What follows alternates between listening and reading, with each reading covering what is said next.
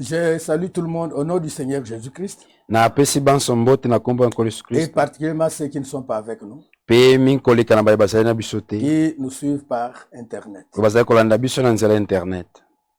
Nous sommes reconnaissants à Dieu parce que c'est lui qui nous donne le souffle de vie.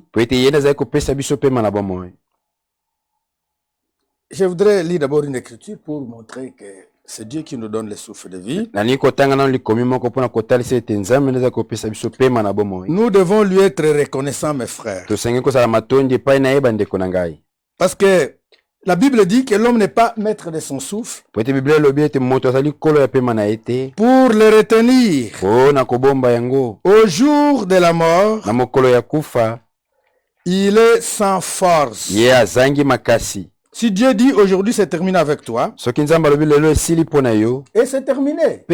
Parce que c'est lui qui a le dernier mot. C'est comme ça, même s'il faut chanter pour Dieu, ne soyez pas orgueilleux. S'il faut glorifier le Seigneur, ne soyez pas orgueilleux. Parce qu'à ce temps ici où je vous dis, mes frères, il y a des gens qui sont sur le lit d'hôpitaux et la voix ne sort plus. Mais pendant qu'il avait la voix, pendant qu'il avait la parole, il chantait pour le monde ici, tout ça. Et maintenant, il a le désir de chanter pour Dieu.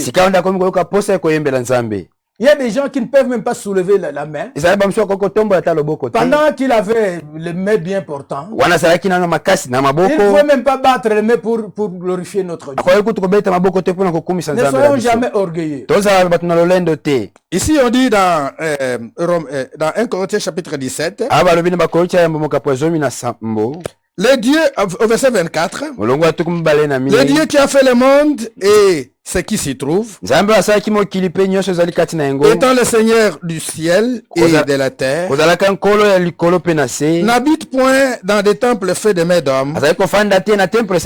Il n'est point servi par des mains humaines, comme s'il avait besoin de quoi que ce soit. Lui qui donne à tous la vie, la respiration et toutes choses. Alléluia. Amen. C'est Dieu qui donne toutes choses. Si tu vois quelqu'un avec une belle voiture, c'est Dieu qui lui a donné. Il est là avec une belle épouse. C'est Dieu qui lui a donné. Il a des buildings. C'est Dieu qui lui a donné. Il a des avions. C'est Dieu qui lui a donné. Et c'est Dieu qui donne toutes choses. S'il ne veut pas te donner, tu peux travailler, mais ça sera en vain. Et il ne te bénira pas. C'est Dieu qui donne toutes choses.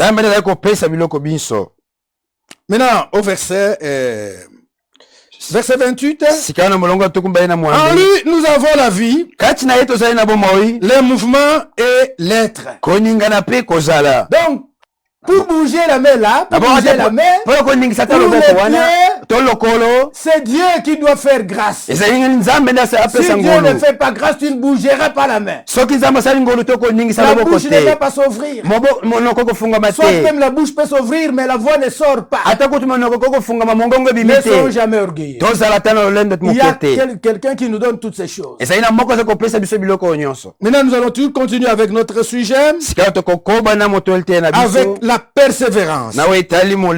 La persévérance. C'est quelque chose de très important. Dieu n'aime pas des gens qui viennent à lui et vite ils se fatiguent. Ils rentrent dans le monde. Ils abandonnent Dieu et ils rentrent dans les choses qu'ils avaient vomi. Dieu n'aime pas des gens comme ça. C'est comme un chien qui a vomi des choses qu'il a mangé et il rentre encore pour aller manger. C'est comme une truie qui a été lavée et tu vois elle est très propre là, mais aussitôt qu'elle voit la boue et elle saute dans la boue. C'est comme un jour pendant ce confinement lorsque nous étions en train de faire des visites, nous étions là-bas vers Limité là-bas, vers l'école l'école technique agricole là-bas. Pembeni école technique agricole. On venait de visiter, donc je pense qu'on avait déjà visité une sœur là-bas, une famille là-bas. Mais lorsqu'on sortait, il y avait un véhicule qui avait qui portait des cochons. Et il y a un cochon qui est tombé. C'était là où il y avait la boue. Mais ce cochon-là ne pouvait pas fuir. Comme c'était la boue, c'est l'endroit là où le cochon aime. Il était là. Il ne pouvait pas fuir. Nous sommes passés, peut-être c'est là qu'on l'a attrapé. Parce que le cochon s'est retrouvé dans de bonnes conditions. Il y a des gens, lorsqu'ils sont dans les péchés, lorsqu'ils sont dans la boue du péché, ils sont très à l'aise. Mais les enfants de Dieu ne peuvent pas être à l'aise dans les péchés. Nous lisons la parole. On dit ceci. Nous sommes dans Hébreux chapitre 10. On dit ceci. À partir de verset 22, approchons-nous avec un cœur sincère.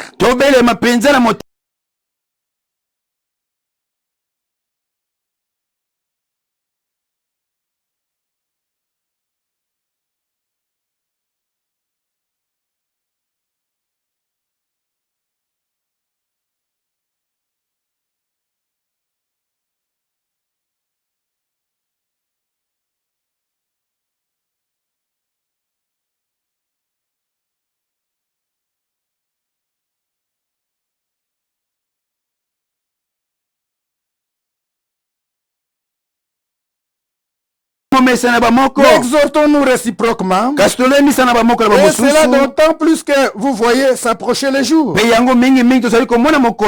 Car si nous péchons volontairement, après avoir reçu la connaissance de la vérité, il ne reste plus de sacrifice pour les péchés, mais une attente terrible du jugement et l'ardeur d'un feu qui dévorera les rebelles.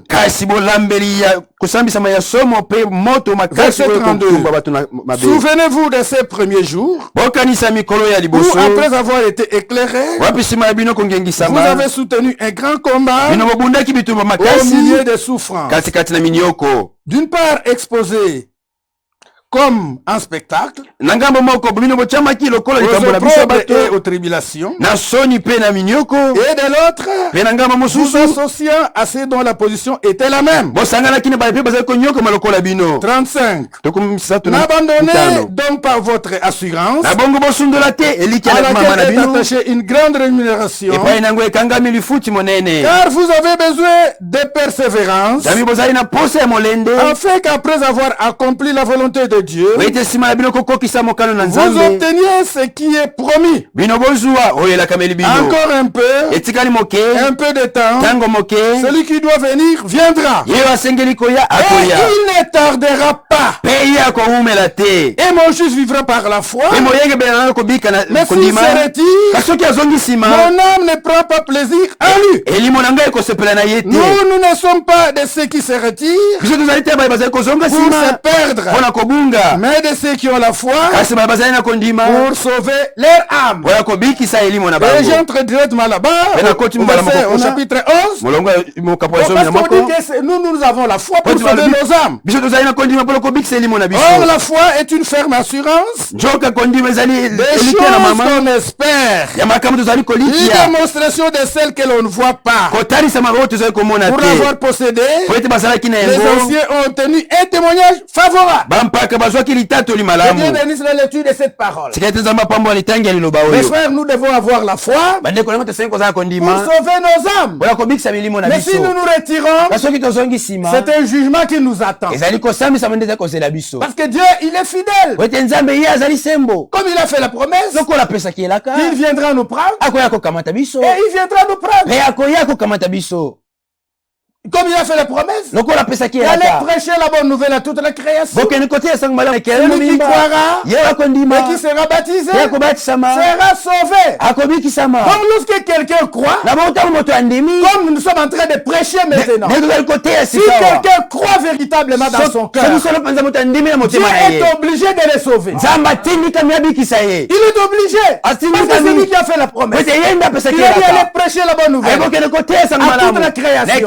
Celui qui croira et qui sera baptisé, il sera sauvé. Dieu est obligé de sauver quiconque croit, de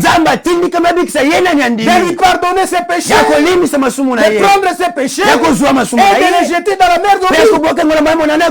C'est lui qui le fait. Dieu n'est pas comme nous. Lorsqu'il pardonne quelqu'un, il prend les péchés, il jette cela.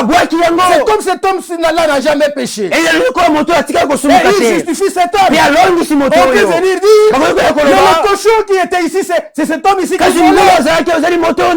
Mais c'est cet homme ici qui faisait la prostitution.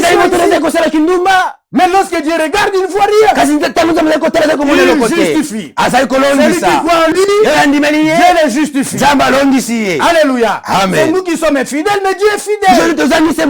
Il est fidèle à sa parole. Toi qui veux écouter cette prédication, si tu n'as pas encore donné ton cœur au Sauveur, si tu as encore tous tes péchés devant toi, tu dois te repentir. La repentance, comme nous avions dit autrefois, c'est un regret sincère de ses péchés. Du moment que on a passé sans connaître le Seigneur. Du moment d'incrédulité. Mais maintenant, après avoir cru, vous avez été sauvés. Vous avez été baptisés. Vos péchés ont été effacés. Mais maintenant, il faut la persévérance. Tu dois persévérer. Mais si tu ne persévères pas, Dieu va t'oublier. Dieu ne va pas il va pas se souvenir de toutes les bonnes choses que tu as faites. Parce qu'il dit ceci. Si quelqu'un qui a cru, si quelqu'un qui marchait dans la vérité, il observait la parole de Dieu, le jour où cet homme-là commencera à faire le mal, Dieu ne va plus s'occuper de ce que cet homme-là a fait. Mais s'il y a une personne qui faisait aussi le mal, ça c'est dans Ézéchiel. S'il y a quelqu'un qui faisait le mal, mais maintenant il abandonne le mal et il commence à faire le bien, Dieu va oublier tout ce que cet homme-là faisait de mauvais. C'est ça Dieu. Commencer c'est très bien, mais il faut persévérer, aller jusqu'au bout. C'est comme ça que tu seras agréable à Dieu. Maintenant, c'est le confirmant. Mon souhait est que tous les frères puissent persévérer lorsqu'on va ouvrir les églises. Que nous puissions voir tous les frères. Et il y a même d'autres qui doivent aussi, que d'autres aussi s'ajoutent. Alors pour cela, après avoir cru, nous devons persévérer et venir devant Dieu avec un cœur sincère, pas un cœur hypocrite. Alors nous devons veiller les uns sur les autres pour nous exciter à la charité. Lorsque je suis en train de prêcher, je suis en train de veiller sur vous, mes frères, pour que vous ne puissiez pas abandonner la parole de Dieu. J'ai dit, moi j'honore celui qui m'honore, mais celui qui me méprise, il sera méprisé. Ne méprisons jamais Dieu. Prenons tout ce que Dieu a dit en compte. La Bible dit, Dieu a parlé une fois, mais nous écoutons deux fois. Voilà les véritables croyants. Et n'abandonnons pas l'église. Veillons les uns sur les autres. Qu'aucun ne puisse abandonner l'église. Mais maintenant, là, on a déjà beaucoup parlé sur ça. On a parlé. Maintenant, je voudrais parler de quelque chose ici. Au verset 32. On dit, souvenez-vous de ces premiers jours. Où après avoir été éclairé, vous avez soutenu un grand combat au milieu des souffrances. Mes frères, si vous croyez en Dieu, véritablement, les gens doivent vous persécuter. Mais si les gens sont encore contents de toi, le monde est encore content de toi. Toi, tu n'as pas encore cru. Tu es encore un païen. Parce que tu te plais des choses qu'eux font. C'est pour ça qu'ils vont se plaire à toi. Mais si toi, tu refuses les choses qu'ils font, tu refuses avec force. Mais les gens vont plus se plaire de toi. C'est avec qui vous alliez dans la prostitution. Tu dis non, non, ces choses-là, c'est mauvais. Est-ce qu'ils vont plus, ils vont t'aimer? Ils viendront parler des choses là de votre prostitution encore avec toi. Non, non, non, ils ne vont plus parler. On ne va plus parler. On dit non, non, non, cet homme-là, lui, il ne fait plus ces choses-là. Donc, vous allez passer par la souffrance si vous croyez. Mais vous devez persévérer. La persévérance dans les épreuves. D'une part, exposé comme un spectacle aux opprobres. Mais les gens vont vous trouver comme un fou. C'est comme moi lorsque j'avais cru. Les gens ne me comprenaient plus. Et à quel point on est parti accuser à ma mère qui est à l'intérieur. Rodé est devenu fou. Mais c'est comme ça, c'est bien, non? Parce que les choses il se plaît de ces choses-là, moi je ne me plains plus des choses. On a dit, Rodé est devenu fou. Oui, c'est vrai. Nous devons être fous. Pour Jésus. Pour le monde, nous sommes fous. Et aussi, nous les trouvons comme des fous.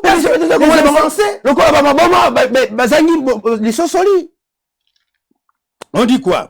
Tu vas exposer comme un spectacle aux opprobres et aux tribulations et de l'autre vous associant à ceux dont la position était la même. Mais c'était ça au début. Vous croyez, vous devez aller vous associer aux gens qui ont la même position que toi. Pratiquement les gens de Kinshasa ici, la ville là où il y a beaucoup de désordre, la ville beaucoup de désordre. Je ne sais même pas s'il y a une ville comme la ville de Kinshasa. En désordre comme ça, dans la parole de Dieu. Il y a plusieurs assemblées ici. Les gens se disent qu'ils ont la même doctrine. Nous sommes de la saine doctrine. Abandonnez un peu même les tonneristes. Mais les gens qui se disent de la saine doctrine. Mais pourquoi nous ne pouvons pas être ensemble? Parce que la Bible dit que lorsque nous avons cru, on devait s'associer aux gens qui ont la même position. Mais l'église est ici à Régini. Parce que cette bande, cette prédication, ça tombera même entre les mains de ces gens-là qui sont dans d'autres soi-disant assemblées. Même pas aujourd'hui, même après demain, ça tombera. L'église est ici à Régini. Nous avons une grande assemblée. Mais toi, tu peux aller là-bas, on va commencer une autre église. Et tu dis que tu es dans la sainte doctrine. Ici à Mongafula, nous sommes à Régini. Tu commences une église là-bas. Et tu dis que tu es dans la sainte doctrine. Non, non, non, ce n'est pas ça. La Bible dit que ceux qui avaient la même position, ils s'assemblaient. C'est comme ça, c'est la Bible. Alors ils devaient persévérer ensemble. Ils devaient persévérer dans la foi. Mais les autres ont fait naufrage à la foi. D'entre-temps, ils se disent qu'ils sont dans la sainte doctrine. Lorsque frère Franck ici vient, il y a beaucoup de gens qui disent, oh, viens là, nous sommes dans la sainte doctrine. Frère Franck dit quelque chose. Si les gens qui sont dans une même ville, ils ne peuvent même pas prendre la Sainte Seine ensemble. Comment est-ce qu'ils vont être là au ciel? Ensemble au ciel. Non. Ça, c'est une tromperie de l'ennemi. Nous devons persévérer. Allons un peu dans Actes des Apôtres chapitre 2. Ce sont les Écritures que vous connaissez, que les gens connaissent, mais ils ne veulent pas croire à ces choses. Ils croient que le Seigneur est en train de blaguer. Toi qui es encore dans ces fausses choses, sache que c'est le Seigneur qui te parle. Viens à la vérité. Regardez comment est-ce que les gens croyaient au début. Nous sommes dans Actes des Apôtres chapitre 2, verset 37. Après avoir entendu ces discours, cela signifie la prédication, et ils eurent les cœurs vivement touchés. Et ils dirent à Pierre et aux autres apôtres, hommes frères, que ferons-nous? Pierre leur dit, répentez-vous et que chacun de vous soit baptisé au nom de Jésus-Christ pour le pardon de vos péchés, et vous recevrez le don du Saint-Esprit. C'est comme ça qu'on doit commencer. Par la repentance. On a parlé de ça. Peut-être que tu n'avais pas entendu, tu n'avais pas suivi ce que nous avions prêché. Mais maintenant, la Bible dit, prêche la parole. Insiste à toute occasion. Ne dites pas que non, il rentre toujours sur les mêmes choses. Mais si vous ne pouvez pas d'abord croire à ce qui est ici, comment vous voulez que nous puissions vous parler de nouvelles choses? Si vous croyez, nous parlerons de nouvelles choses.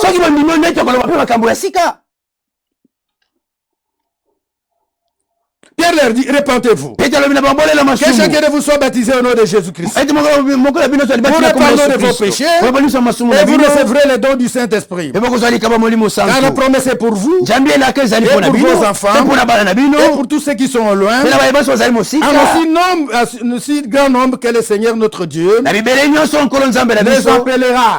Pierre n'a pas contredit Jésus. Pierre a baptisé exactement comme Jésus avait dit.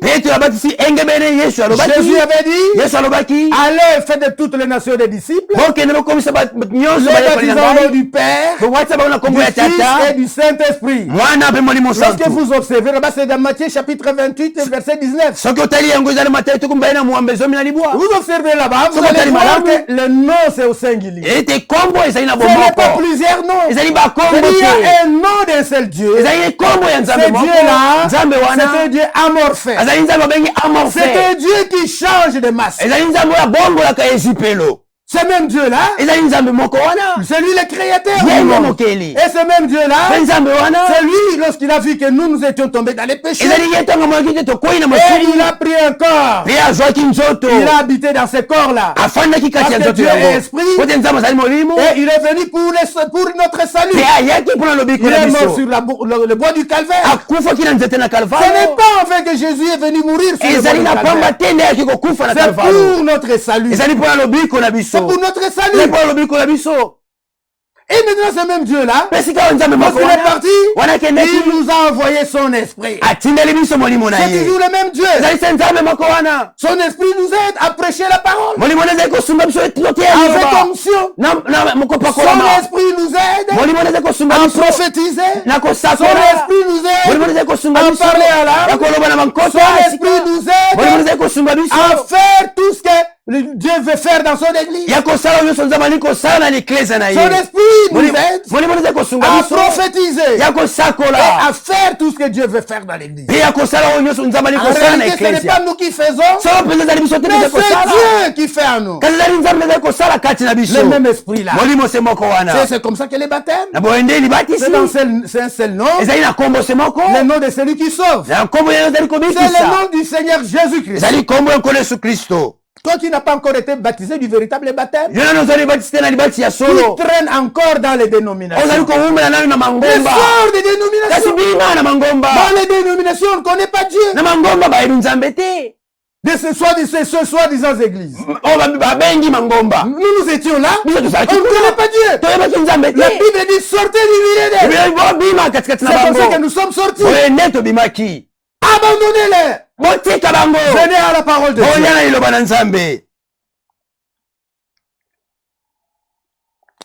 Verset 40. Et par plusieurs autres paroles, il les conjurait et les exhortait, disant, sauvez-vous de cette génération perverse. C'est vrai. Dieu avait donné la clé à Pierre. Il a dit, tu vas ouvrir. Et Pierre a ouvert. Il a donné la révélation. Mais maintenant, les gens devaient entrer. Mais il n'a pas fallu que Pierre puisse les prendre de force et les faire entrer. Dieu, il laisse la liberté à chacun. Pierre n'avait qu'ouvrir. Il a ouvert la porte du ciel. Et c'était une prescription. Une prescription éternelle. Si un médecin te fait une prescription, mais toi tu prends cette prescription, tu jettes ça là-bas. Tu ne prends pas les médicaments, mais tu vas mourir. Et Dieu, au travers de Pierre, il a fait une prescription éternelle. Parce que la parole de Dieu est éternelle. Il a fait une prescription éternelle. Mais toi, tu refuses de prendre le médicament. Parce que n'oubliez pas que la parole de Dieu, c'est le médicament. C'est un médicament. Dieu a dit, est-ce qu'il n'y a pas de baume à Galate? Pourquoi la guérison de la fille de mon peuple tarde-t-elle? Donc, la parole de Dieu, c'est un médicament. C'est un baume qui donne la guérison. Et Pierre les exhortait. Et il les exhortait. Il les suppliait. Il dit, mes frères, entrez. Il dit, sauvez votre vie. Il dit, sauvez-vous de cette génération perverse. Toutes les églises sont perverties. Dieu n'est pas dans les églises, mais Dieu est dans sa parole. Là où la véritable parole de Dieu est prêchée, c'est là que c'est tout Dieu. C'est comme ça que nous chantons. Il est là dans sa parole.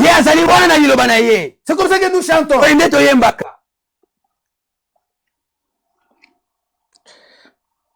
Mais écoutez, ceux qui acceptèrent sa parole furent baptisés. Je ne me suis pas encore écarté de mon sujet, je suis toujours dans mon sujet. Ceux qui acceptèrent sa parole et furent baptisés. Et à ce jour-là, le nombre de disciples s'augmenta d'environ 3000 âmes. S'ajouta. C'est-à-dire à peu près 3000 personnes se sont ajoutées à l'église. Ils se sont ajoutés aux 120. Parce que dans la chambre haute, ils étaient environ 120 personnes. Alors maintenant, les 30 000, les 3000 ici, se sont ajoutés. Et à ceux-là qui étaient environ 120 personnes. Écoutez. C'est comme ça que l'église a commencé. Mais nous, comment est-ce que nous allons changer? Notre manière de baptiser, notre manière de prêcher. Nous allons changer pourquoi? Si nous changeons ça, c'est que nous ne sommes pas la véritable église. Nous ne sommes pas la véritable église. Mais je vous dis avec assurance que nous sommes la véritable église du Seigneur. Et Jésus n'a jamais dit, je bâtirai mes églises. Mais il a dit, je bâtirai mon église.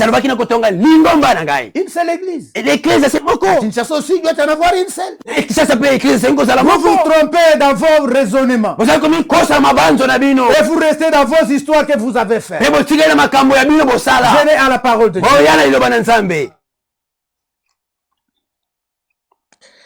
Écoutez. Il persévérait dans l'enseignement des apôtres. Est-ce que vous voyez le mot persévérer? Donc nous sommes toujours dans le sujet. Ceux qui persévèrent, ce sont ceux qui croient. Ceux qui ont cru, et la chose qui doit suivre, ils doivent persévérer. Alléluia. Amen.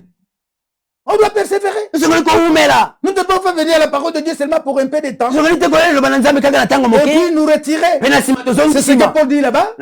Nous ne sommes pas de ceux qui se retirent. Mais nous sommes de ceux qui persévèrent. On persévère pourquoi? Pour le salut de nos âmes. Nous devons persévérer. Si nous abandonnons, Dieu aussi va nous abandonner. Tous ceux qui croyaient étaient dans un même lieu. Ils n'étaient pas les uns en Ngaba. Les autres, si c'est là-bas ou non, non. On dit qu'ils étaient dans les mêmes lieux. C'est la parole de Dieu. Pourquoi est-ce que moi je vais changer la parole? Mais moi je ne fais que lire. Toi qui as l'intention d'aller faire encore ton histoire là. Nous vous conseillons d'abandonner ces projets.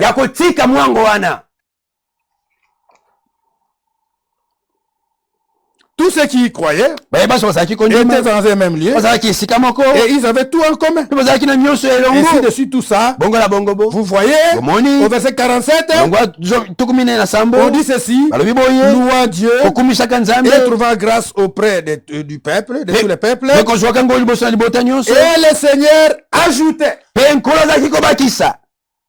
Nous voulons que tu puisses aussi t'ajouter. Le Seigneur ajoutait chaque jour à l'église ceux qui étaient sauvés. Nous voulons que tu puisses d'abord te repentir, être sauvé et s'ajouter à l'église. Nous ne voulons pas que les gens incirconcis puissent venir à l'église pour troubler l'église. Ceux qui troublent l'église, qui font des divisions, qui font toutes ces choses-là, qui mettent des troubles à l'église, mais ce sont des gens irrégénérés. Ce sont des gens irrégénérés. Ce sont des gens pervertis, comme le dit la parole. Nous ne voulons pas que des gens pervertis puissent venir s'ajouter à l'église. Nous voulons que ça se fasse comme au jour de Pentecôte. Les gens qui ont cru sérieusement, avec un cœur pur, ils puissent s'ajouter à l'église. Mais néanmoins, les gens pervertis viendront toujours. Ils viendront toujours. Mon frère Branham disait qu'il y a 3 sortes de croyants. Dans chaque groupe, même dans l'assemblée de Jésus, il y était 3 sortes. Regardez, Jésus avait choisi 12. Et parmi les 12, il y avait aussi un démon dedans. Et Dieu ne choisit pas en vain. Alléluia. Lorsque Dieu choisit, chacun a un but à accomplir. Dieu ne choisit pas en vain. Il a choisi 12 qui étaient des véritables. Non, 11 qui étaient des véritables. Et il a choisi aussi un démon qui devait les livrer là-bas aussi. Judas, il était là. Si je dis que c'était un démon, là c'est peut-être plus dur. Mais il avait des démons. Il était le fils de la rébellion. Il était le fils de Satan. Mais il a fallu seulement que le diable puisse s'incarner à lui pour qu'il puisse accomplir ce qu'il a. Écoutez-moi très bien. Jésus a choisi 12. Et après, il a choisi les 70. Ça y est dans la Bible là. Ça doit être dans Luc. Il a choisi aussi 70. Qui s'était ajouté. Le groupe de prédicateurs était devenu grand. 70 plus de 12. 82 prédicateurs. Et il les a envoyés. Il les a envoyés. Lorsqu'ils sont rentrés, c'est dans Luc 10. Lisons un peu cela. Parce que lorsque nous venons, nous nous laissons conduire par l'Esprit de Dieu. Pas seulement les versets que nous avions choisis. Au chapitre 10, verset 17. Je vais prouver ce que je dis là. Les autres vont dire, mais est-ce que vraiment c'est comme ça? Moi, j'aime prêcher avec les Écritures. Et tout véritable prédicateur, il doit prêcher avec les Écritures. Pour que ces paroles ne soient pas en l'air. Les 70 revinrent avec joie, disant, Seigneur, les démons même nous sont soumis. Alléluia. Amen. 70 là, les incrédules là, ils sont venus comme l'onction était sur eux, comme Jésus avait donné l'ordre. Ces incrédules là, les 70, nous allons voir que ce sont des incrédules. Mais tout prédicateur n'est pas, tous les prédicateurs ne sont pas des véritables prédicateurs. Ne dites pas que parce qu'il est prédicateur c'est un croyant. Non, c'est absolument faux. Tous les prédicateurs ne sont pas des croyants. Il y a des incrédules dedans. Tous les pasteurs ne sont pas des croyants. Ils sont des incrédules. Il y a des incrédules dedans. Et tous ceux qui retiennent tous ces gens là-bas, dans les dénominations et dans des groupes de messages, ce ne sont pas des pasteurs. J'ai dit, ce ne sont pas des pasteurs. Regardez. Les 70 revinrent avec joie, disant, Seigneur, les démons même nous sont soumis à ton nom. C'est comme ce que je vous avais dit ce jour-là. Que les prédicateurs ne se mesurent pas par le nombre de miracles. Les 70 ici, ces incrédules, ils n'ont pas fait de miracles. Toi qui traînes encore dans les dénominations, ton pasteur fait des miracles. Mais s'il ne croit pas à toute la parole, c'est un incrédule. Abandonne-les. Viens la parole de Dieu. Abandonne-les. La Bible dit sortez du milieu. Jésus leur dit, je voyais Satan tomber du ciel comme un éclair. Jésus a vu. Jésus n'a pas dit que vous avez menti. Jésus a dit que moi je voyais Satan. C'est-à-dire lorsqu'il priait là, Satan tombait comme un éclair. Mais c'était des incrédules. Et n'oubliez pas, Jésus a dit que Dieu fait tomber sa pluie, que ce soit sur les bons et sur les injustes. Il fait lever son soleil, que ce soit sur les bons et sur les méchants. Sur les bons ou les injustes. L'onction de Dieu fait tomber sur n'importe qui. Même celui qui a pris la femme d'autrui, il garde la femme d'autrui à la maison. Mais Dieu peut faire des miracles à travers lui. Il y a même un monsieur là qui m'a vraiment eu le remords dans le cœur. Il y a un motard qui m'a transporté. Et ce motard là, il salue un monsieur là, il dit pasteur tout ça. Et après il me raconte que c'est mon ami d'enfance. Il est pasteur. Il me raconte comment il prend les filles, les sœurs dans l'église. Mais ça m'a fait vraiment mal. Mais c'était un pasteur. Mais il prend les filles, les sœurs là dans l'église. C'est son ami qui m'a raconté ça. Vraiment, ça m'a fait mal au cœur. Fouillez des pareils gens.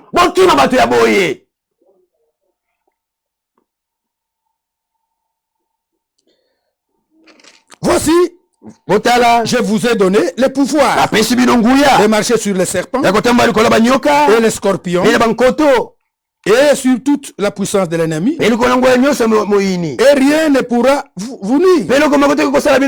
Même les gens là, les incrédules là, Jésus leur a donné ses pouvoirs. Cependant, ne vous réjouissez pas de ce que les esprits vous sont soumis, mais réjouissez-vous de ce que vos noms sont écrits dans les cieux. Donc les incrédules, là, leurs noms n'étaient pas... Donc leurs noms pouvaient être écrits là-bas. Mais je pense bien qu'on a fini par effacer. Parce que c'est comme ça. Lorsque tu crois, Dieu écrit ton nom. Mais il a aussi le pouvoir d'effacer. Là, c'est dans le livre de vie, c'est pas dans le livre de vie de l'agneau. Dans le livre de vie de l'agneau, on ne peut pas effacer. Mais dans le livre de vie, on peut effacer. Écoutez.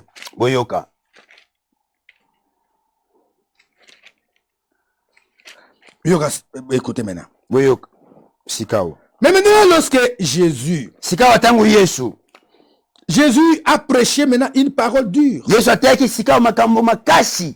Qu'est-ce qui est arrivé? Je pense que ça doit être dans Jean. Qu'est-ce qui est arrivé lorsque Jésus a prêché une parole dure? Et les incrédules là, ils ont abandonné Jésus. Ils l'ont abandonné, ils ont fui. Ils ont dit, cette parole est dure. Et il va l'écouter. Cette parole est dure. Et on dit, la Bible dit, qu'à partir de ce jour-là, plusieurs de ses disciples n'allaient plus avec lui. Et maintenant, lorsqu'ils sont partis, et les 12 sont restés. Et Jésus a posé la question à Pierre. Et vous, pourquoi est-ce que vous n'êtes pas partis? Ces gens-là sont partis. Ceux qui sortent de l'église, ce sont des incrédules. Ceux qui divisent les églises, ce sont des incrédules. Ils sortent de l'église, ils s'en vont. Je suis dans Jean chapitre 6. Comment il raconte des choses comme ça? Ils ne sont pas vrais. Mais je vous dis les choses vraies. Verset 60. Jean chapitre 6. Et verset 60. Plusieurs de ses disciples, après avoir entendu dire cette parole est dure, qui peut l'écouter? Jésus, sachant en lui-même que ses disciples murmuraient au sujet, à ce sujet, leur dit, cela vous scandalise-t-il? Et si vous voyez le Fils de l'homme monter là où il était auparavant, c'est l'esprit qui vivifie, et la chair ne sert de rien. Les paroles que je vous ai dites sont esprit et vie. Mais il en est parmi vous quelques-uns qui ne croient point. Car Jésus savait dès le commencement qui étaient ceux qui croyaient, ceux qui ne croyaient point, et qui était celui qui les livrait. Et il ajouta, c'est pourquoi je vous ai dit que nul ne peut venir à moi si cela ne lui a été donné par mon Père. Dès ce moment, plusieurs de ses disciples se retirèrent et ils s'en allaient. Ils n'allaient plus avec lui. Je pense qu'ils sont parvenus de former leur église. Ils ont dit, mais l'église de cet homme, la parole est dure. Et c'est comme ça que les gens fuient la véritable parole de Dieu. Ils vont se faire des citernes crevassées. Le prophète a prêché une prédication les citernes crevassées. Qui ne retiennent pas l'eau. Dans ces citernes-là, il y a des crapauds. Il y a des serpents. Il y a toutes ces choses de verre. C'est comme ça que les gens boivent. Dans des choses faites de main d'homme. Qui se disent église. Ce sont des citernes. Mais les véritables enfants de Dieu, Jésus a dit, je suis la source d'eau vive. Alléluia. Amen. Les véritables enfants de Dieu, et ils boivent une bonne eau. Une bonne eau. Et ces gens ici, ils sont partis. Jésus donc dit aux 12. Vous voyez, c'est que les 70 sont partis. Mais maintenant, il y a les 12 qui sont restés. Et Jésus ne frappe pas les gens. Vous allez dans les unes églises, on ne condamne pas les péchés. Vous êtes là, les femmes en pantalon, les femmes avec des seins dehors, et des femmes en collant, les autres en culotte, et ainsi de suite comme ça. On ne vous condamne pas. On vous amène en enfer. Mais Jésus, lui, ne flatte pas. Jésus, lui, il dit la vérité. Ceux qui croient à la vérité, maintenant, il les exhorte. Il les exhorte à persévérer dans la vérité. Mais dans les dénominations, et dans les autres groupes là, on laisse les gens dans les péchés. Les gens fument les chanvres. Les gens font les koulouna. Ils font toutes ces choses-là. C'est des bêtises. Ils font toutes ces choses. Ils sont dans la prostitution. Les gens sont là. Les pasteurs sont là, ils ne disent rien. Et même aussi, ils sont dans la prostitution. Pierre dit là-bas, Dieu dit dans Pierre, et ils ont les yeux insatiables. Les yeux pleins d'adultère. Lorsqu'ils voient ces femmes-là nues, ils sont là à regarder. Frère Branham a dit quelque chose. L'Esprit de Dieu, Frère Branham, il dit, si vous voyez une femme mal habillée, détournez vos regards. Parce qu'elle est mal habillée. Elle est instrument de Satan. Elle veut te prendre pour t'amener en enfer. Mais les pasteurs sont là, ils ne disent rien. Parce qu'eux-mêmes, ce sont des transgresseurs. Ils courent avec des jeunes filles, des femmes. Et ils vont condamner ces choses. La femme est là. C'est terrible. Hein?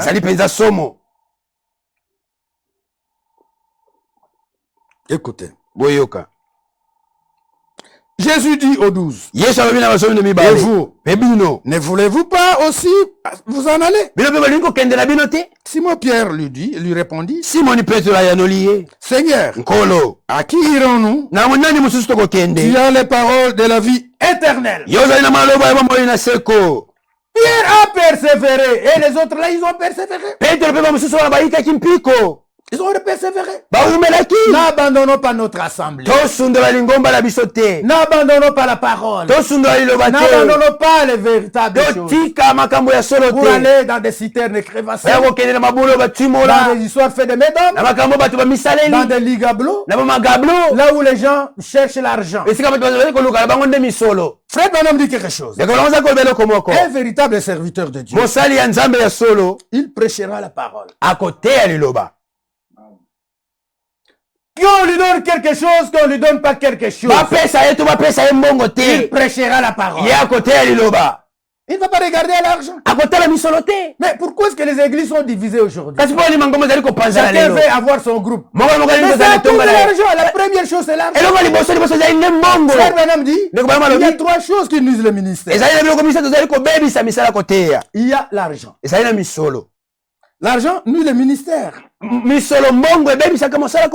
Je pense qu'il est déjà temps, je pense.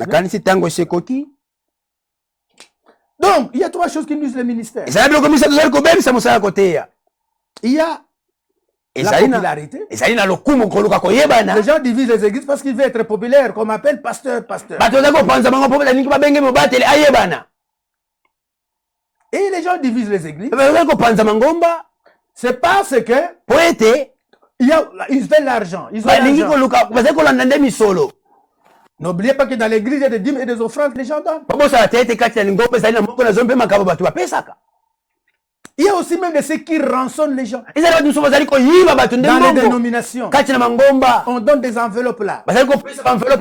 Avant de prier pour vous, on donne des enveloppes là. Ensuite, vous amenez des enveloppes pour qu'on puisse prier pour vous. Il ne faut pas venir voir les prophètes comme ça. Mais si, des fois, amener quelque chose. Regardez. Simon-Pierre lui répondit, Seigneur, à qui irons-nous? Tu as les paroles de la vie éternelle. Et nous avons cru. Et nous avons connu que tu es le Christ, le Saint d'Israël. Jésus leur répondit, n'est-ce pas moi qui vous ai choisi? Vous les 12. Et l'un de vous est un démon. J'ai dit ici un démon, peut-être vous avez, il y a de ceux qui ont été achopés. Pourquoi j'ai dit Pilate et puis Judas est un démon? J'ai essayé de doser pour dire qu'il y a des démons qui... Mais Jésus dit, il est un démon. Et à fait de compte, il a trahi Jésus. Et à cause de l'argent. Et frère m'a dit, il y a une autre puissance. Ce sont les femmes. Les femmes font tomber les pasteurs. Ils font tomber les serviteurs de Dieu. Voilà, nous sommes arrivés à la fin. Dieu, c'est ce que Dieu a voulu que nous puissions dire. Tous les autres versets, ça tombe. Alors mes frères, persévérons dans la parole de Dieu. Si nous nous relâchons, Dieu va aussi nous renier. Oh, je l'aime, je l'aime, je l'aime, parce qu'il m'aime le premier. En vérité, et à qui mon salut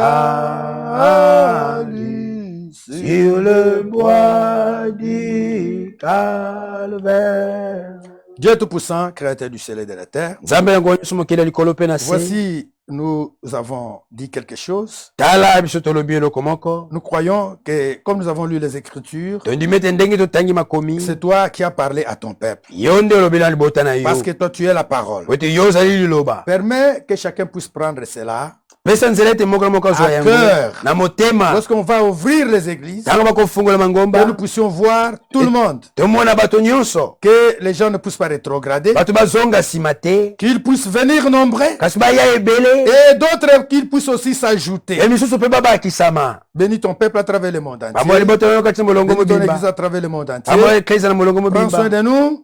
Bénis la maison de ton serviteur qui nous a reçus, qui connaît ses besoins. Que tu puisses, Père bien-aimé, lui accorder au-delà de ce qu'il pense. Aussi chacun de nous, tous ceux qui ont écouté la prédication, Père bien-aimé, prends soin de nous tous. Bénis-nous aussi matériellement, parce que nous sommes encore dans ce monde ici, que nous ne puissions pas manquer quelque chose, parce qu'il a été écrit que ceux qui te craignent, ils ne sont privés d'aucun bien. Et il est écrit que rien ne manque à ceux qui les craignent. Pour voir nos besoins, que nous ne puissions pas manquer la nourriture, que nous puissions pas être nus, mais que nous puissions, Père bien-aimé, avoir ce dont nous avons besoin. Bénis les techniciens et tout celui qui a venu soutenir, Père bien-aimé, cette prédication. Soutenir la parole au nom tout-puissant de notre Seigneur et Sauveur Jésus-Christ. Amen. Amen.